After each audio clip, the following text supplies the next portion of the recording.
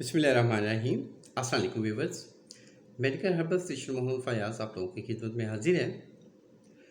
आप बालों को लंबा करना चाहते हैं, बाल घने हों, बाल टूटे ना, जो बेरौनक बाल हैं उनमें चमक आए, तो इसके हवाले से काफ़ी इसरार के बाद काफ़ी मेरे फॉलोअर जिन्होंने रिक्वेस्ट की कि आप सर कोई हर्बल शैम्पू बताएं, देसी शैम्पू बताएं कि जिसके इस्तेमाल से हमारे ये मसाइल हल हो।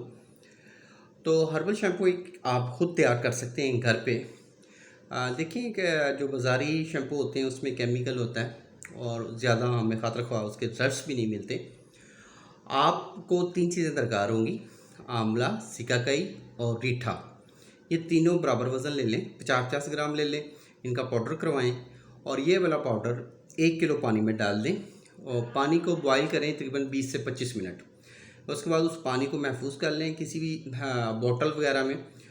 उस पानी से सर को धोना है, वो शैम्पू के तौर पे उस पानी को आपने इस्तेमाल करना है। आप ये जो शैम्पू है 15 से 20 डेज़ आप लगाएंगे, आपके बालों को एक नई ताकत मिलेगी।